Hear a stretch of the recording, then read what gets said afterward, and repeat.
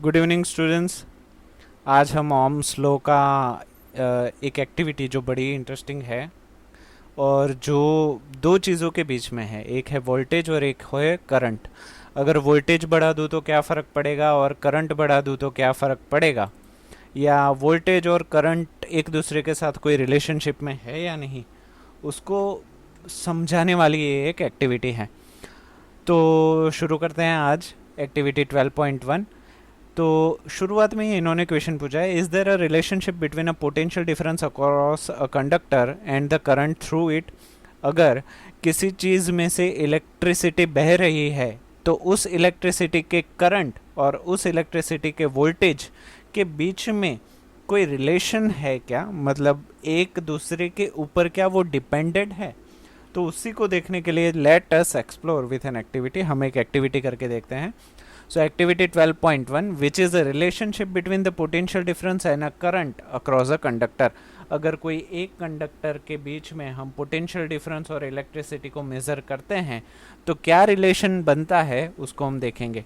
उसके लिए एक सिंपल से सर्किट हम बनाएंगे। वो सर्किट को सबसे पहले हम समझ लेते हैं। So figure 12.2, electric circuit for studyings Ohm's law. अभी ओम्स लॉ का दूसरा पार्ट भी है, ये ओम्स लॉ का एक पार्ट है, तो उसी को सबसे पहले हम समझेंगे। यहाँ पे आप देखिए, बड़ी लाइन छोटी लाइन, बड़ी लाइन छोटी लाइन, बड़ी लाइन छोटी लाइन। तो यहाँ पे आप इजीली गेस कर पा रहे हो कि यहाँ पे इन लोगों ने 4 सेल्स यूज़ किए हैं। इसके पॉजिटिव साइड से जो लाइन निकल रही है वो डायरेक्टली एक रेजिस्टेंस से कनेक्ट हो रही है। यहाँ पे क्योंकि कोई एरो मार्क्स नहीं है इसलिए हम इसको कंसिडर कर सकते हैं कि ये रेजिस्टेंस फिक्स्ड रेजिस्टेंस है, वेरिएबल नहीं है। तो उसी को इन्होंने x और y मतलब पूरे रेजिस्टेंस के दो छोर पर इन्होंने एक वोल्ट मीटर लगाया हुआ है, और वो वोल्ट मीटर के बाद में वो करंट एक एमीटर में जा रहा है और उस एमीटर से की में जा रहा है और की से फिर से घूमता हुआ वो फिर से बैटरियों में लग रहा है। इस चीज़ को आगे भी मैं अच्छी तरीके से एक्सप्लेन करूँगा, सो बी पेशेंट। अभी थोड़ा सा मुश्किल लगेगा but there is nothing to worry about. तो इलेक्ट्रिक सर्किट ओम्स लॉ को समझने के लिए अगर मैं यहाँ पे वोल्टेज पहले एक सेल यूज़ करूँ तो वोल्टेज कितना मिलता है रेजिस्टेंस को क्रॉस करके, वो हम देखेंगे। उसके बाद दूसरा सेल भी लगा दूँ, दो बैटरीज यूज़ करूँ तो क्या फ़र्क पड़ता है करंट में।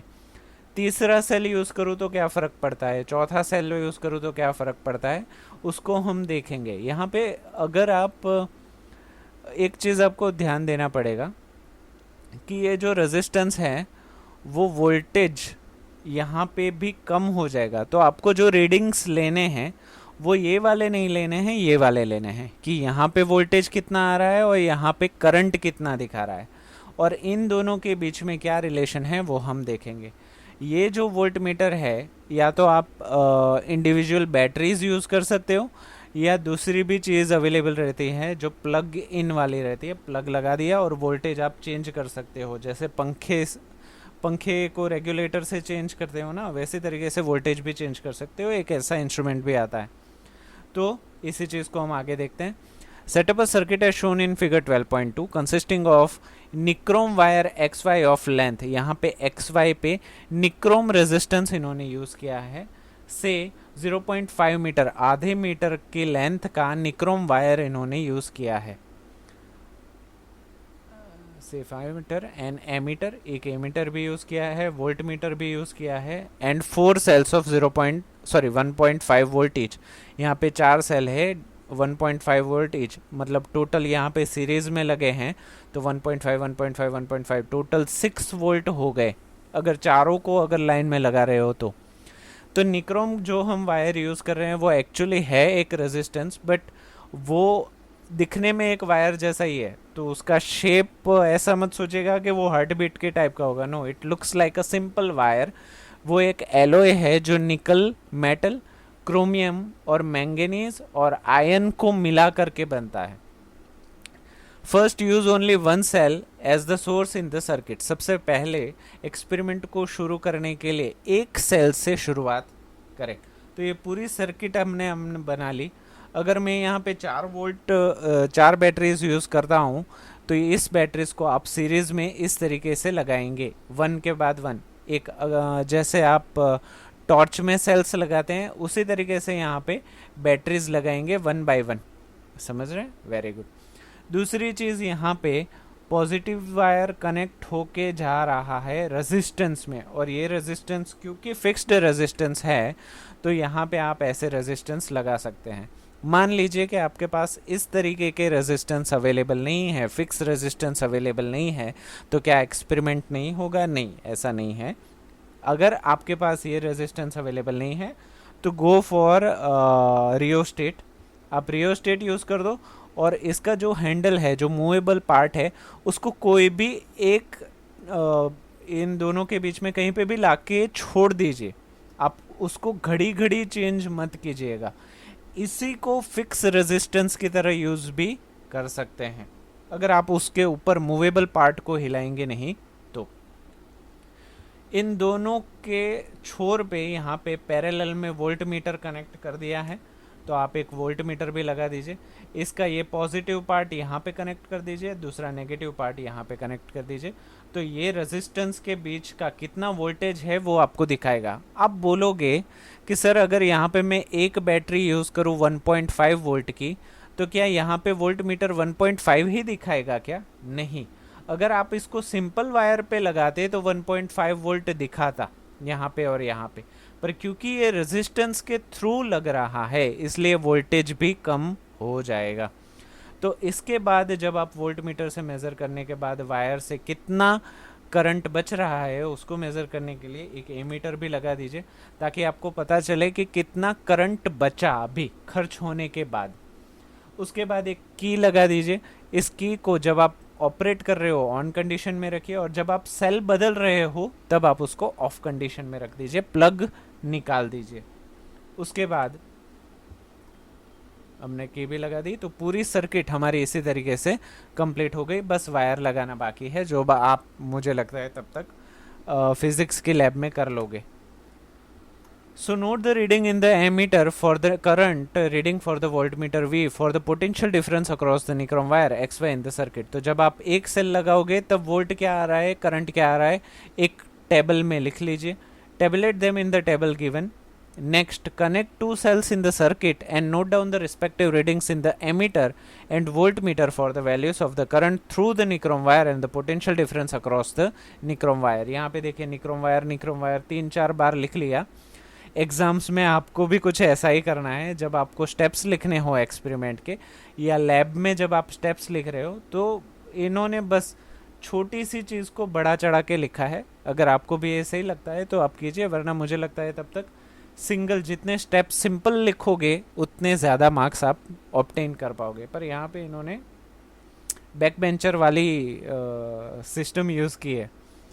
सो repeat the above steps using the 3 cells. अभी एक सेल लगाने के बाद वोल्ट मीटर का रीडिंग, एमीटर का रीडिंग लिख लीजिए। 2 सेल यूज़ करने के बाद वोल्ट मीटर एमीटर रीडिंग लिख लीजिए। 3 सेल के बाद वोल्ट मीटर एमीटर। 4 सेल, 4 ही मैक्सिमम है, तो 4 रीडिंग्स आप लिख लीजिए। Repeat the step above using 3 cells 4 cells in a circuit separately.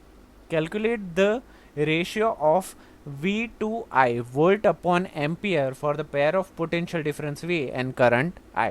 और हर वोल्टेज और करंट का रेशियो आप निकाल लीजिए और देखिए कि वो रेशियो में कुछ सिमिलरिटीज आपको दिख रही है। तो यही एक एक्सपेरिमेंट जब when I was in a school, तो मुझे उसके कुछ रीडिंग्स मिल गए हैं। तो यहाँ पे एक टेबल जो आपकी टेक्स्ट बुक में दिए गए हैं, नंबर ऑफ सेल्स यूज, एक सेल यूज़ करते हो तब करंट क्या आ रहा है, वोल्टेज क्या आ रहा है, और वोल्टेज अपॉन करंट का रेशियो क्या आ रहा है। सो क्योंकि मेरे पास ऑलरेडी रीडिंग्स है, वही रीडिंग्स में डाल रहा हूँ। तो यहाँ पे जब मैं एक सेल यूज़ कर रहा हूँ जो कितने 1.5 वोल्ट का है, आप समझ रहे हो, 1.5 वोल्ट का है, बट रेजिस्टेंस की वजह से खर्च होने के बाद वोल्ट मीटर में मुझे 0.27 वोल्ट दिखा रहा है रेजिस्टेंस के 2 छोर पे। उसी वक्त अगर मैं एमीटर में देखता हूँ कि कितना करंट मुझे दिखा रहा है, तो तब मुझे 0.11 एम्पियर करंट इसमें दिखा रहा है जब मैं एक सेल यूज़ कर रहा हूँ। तो अगर मैं वोल्ट और करंट का रेशियो ले लूँ 0.27 अपॉन 0.11 ले लूँ, तो मुझे मिल रहा है 2.45। ठीक है, अभी एक सेल को मैंने प्लग की निकाल ली, अभी दूसरा सेल डाला और बाद में प्लग की ऑन कर दी, और उसके बाद जब मैंने अभी टोटल वोल्ट हो गए हैं 3, बैटरी हम 3 वोल्ट की यूज़ कर रहे हैं। तो यहाँ पे जो वोल्टेज मुझे दिखा रहा है वोल्ट मीटर के दोनों छोरों पे वो है 0.54 वोल्ट, और उसी वक्त पे करंट दिखा रहा है 0.20 एम्पियर।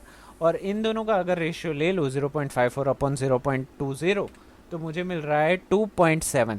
अभी 2 सेल को बंद करके 3 सेल लगा लिए, तब जाके मुझे वोल्टेज मिल रहा है 0.78 वोल्ट, और करंट मिल रहा है 0.27 एम्पियर। अगर इन दोनों का रेशियो निकाल लो तो फिर से मुझे मिल रहा है 2.88।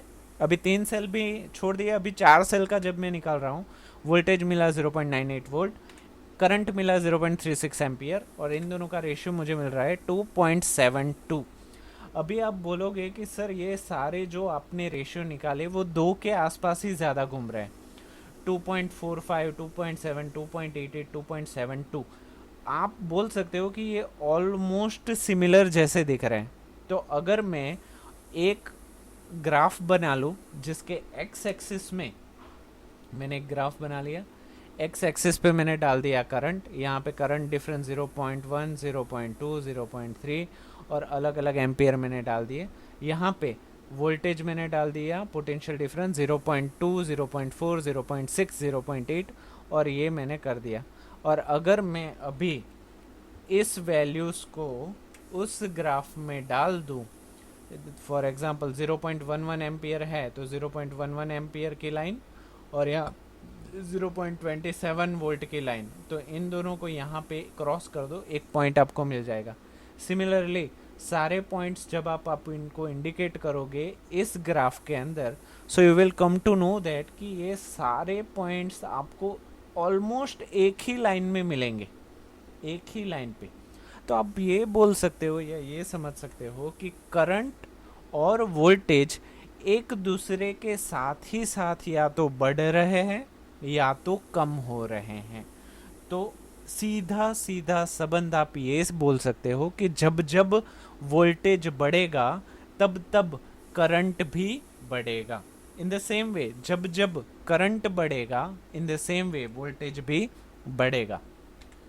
यही चीज़ है ओम्स लॉ। तो in this activity you will find that approximately the same value of V upon I is obtained in each case। तो हर केस में approximately each सारी चीज़ें आपको सिमिलर ही मिलेंगी। मैंने ये 2 एडिशनल एक्सपेरिमेंट भी लिखे हुए हैं अगर आपको और आगे पॉइंट्स लेने हैं तो। और आपको यहाँ पे आपने 4 सेल यूज़ किए, 5 सेल यूज़ कीजिए, 6 सेल यूज़ कीजिए और सेम ही एक्सपेरिमेंट को कंडक्ट करते जाइए। Thus the V versus I graph is straight line that passes through the origin of the graph, जो इस origin से होके हुए निकलेगा। Thus V upon I is a constant ratio। तो उसी वजह से V upon I को हम constant ratio मान सकते हैं, बट उस constant ratio को नाम क्या देंगे वो मैं आगे जा पे आपको बताऊंगा। In 1827 मतलब ये हो गए अंदाजन 190 साल पहले की बात है, अ जर्मन फिजिसिस्ट जॉर्ज सिमन ओम, जो 1787 में पैदा हुए और 1854 में गुजर गए, found out the relationship between the current flowing in a metallic wire and a potential difference across the terminal. तो उन्हीं ने ये एक्सपेरिमेंट जो अभी हमने किया, सेम एक्सपेरिमेंट उन्होंने किया था, और उन्हीं ने देखा कि ये सारे पॉइंट एक ही लाइन में निकल रहे हैं। उसका मतलब पोटेंशियल डिफरेंस और करंट के बीच में सीधी लाइन का रिलेशन है, या बोल सकते हो डायरेक्टली प्रोपोर्शनल है। एक बढ़ेगा तो दूसरा बढ़ेगा, एक कम होगा तो दूसरा कम होगा। The potential difference V across the end of a given metallic wire in an electric circuit is directly proportional to the current flowing through it provided its temperature remain the same। यहाँ पे एक चीज़ जो Ohm's law में modify की गई थी, क्योंकि जब ओम ने ये एक्सपेरिमेंट किया था तब टेम्परेचर वर्ड उसने यूज़ नहीं किया था। जब वो पीरियोडिकली जब हमें पता चला कि टेम्परेचर का रेजिस्टेंस के ऊपर फ़र्क पड़ता है, तब जाके ये चीज़ उन्होंने ऐड कर दी। मतलब टेम्परेचर अगर बढ़ रहा है तो रेजिस्टेंस कम हो जाएगा, और टेम्परेचर अगर कम हो रहा है तो रेजिस्टेंस बढ़ जाएगा। तो टेम्परेचर का और रेजिस्टेंस का सीधा रिलेशन है। तो यहाँ पे डायरेक्टली प्रोपोर्शनल है, ऐसा आप बोल सकते हो कि एक बढ़ा तो दूसरा बढ़ा, एक कम हुआ तो दूसरा कम हुआ। इसी चीज को हम बोलेंगे directly proportion. This is called Ohm's law. तो इसी चीज को हम ओम्स लॉ बोलेंगे। इन अदर वर्ड्स अगर हम उसको सिंबॉलिक रिप्रेजेंटेशन में डालें तो V is directly proportional to I। Voltage बढ़ा तो करंट बढ़ेगा, वोल्टेज कम हुआ तो करंट कम होगा। इसी चीज को हम 12.4 इक्वेशन में डाल सकते हैं। पर क्योंकि हमें प्रोपोर्शनलिटी का जो साइन है वो निकाल देना है, क्योंकि हमें एक इक्वेशन बनाना है, तो V अपॉन I, अगर ये प्रोपोर्शनलिटी को मुझे निकालना है तो मुझे I को नीचे ले जाना पड़ेगा V के, और V अपॉन I करो तो प्रोपोर्शनलिटी हट जाके एक कांस्टेंट आप यूज कर सकते हो, और उसी कांस्टेंट को हम रेजिस्टेंस का नाम देंगे। तो यहाँ पे ये रेजिस्टेंस R प्रोपोर्शनलिटी कांस्टेंट हमने निकाल दिया, तो V is equal to I को फिर से ऊपर लेके, तो V is equal to IR। तो ये हमारा हो गया मेन फॉर्मूला जो हम आगे जाके प्रॉब्लम्स में बहुत ही बारी यूज करेंगे। So equation 12.4, R is a constant for given metallic wire at a given temperature and it is called a resistance। तो यहाँ पे एक चीज़ बहुत ज़रूरी है कि अगर आप यही एक्सपेरिमेंट जो हमने पहले किया वो आप अगर विंटर में करते हो तो वैल्यूज़ अलग आएगी, अगर वो समर में करते हो तो वैल्यूज़ अलग आएगी। AC कंडीशन में करते हो, एयर कंडीशनर लैब है तो उसमें अलग आएगी, जनरल रूम है उसमें करते हो तो कंडीशन अलग आएगी। क्यों? क्योंकि रेजिस्टेंस सीधा सीधा डिपेंड करता है टेम्परेचर के ऊपर। टेम्परेचर बढ़ा तो रेजिस्टेंस कम हो जाएगा, टेम्परेचर कम हुआ तो रेजिस्टेंस बढ़ जाएगा। It is the property of the conductor to resist the flow of charges through it. तो ये रेजिस्टेंस का काम ही यही है कि कोई भी लाइन में अगर इलेक्ट्रॉन्स घूम रहे हैं तेजी से तो उन इलेक्ट्रॉन को रोकना।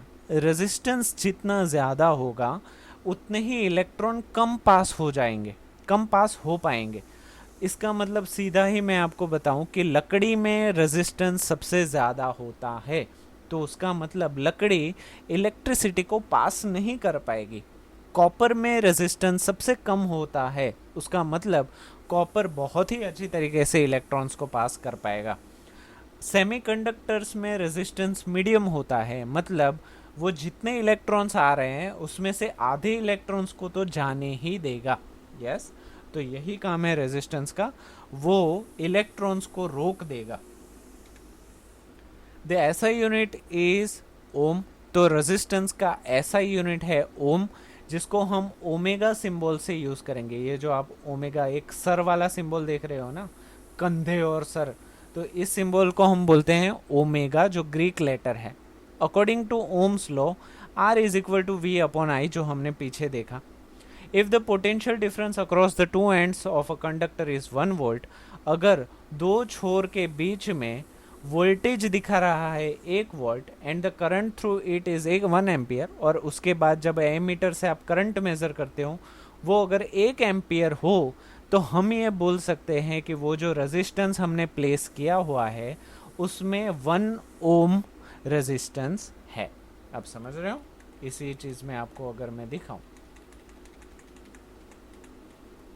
हाँ, अगर यहाँ पे वोल्टेज दिखा रहा है 1 वोल्ट, यहाँ पे करंट दिखा रहा है 1 एम्प, तो ये जो R है वो अगर दिया गया हो या ना दिया गया हो, ये 1 ओमेगा ही होगा। इसका सीधा सीधा मतलब यही है।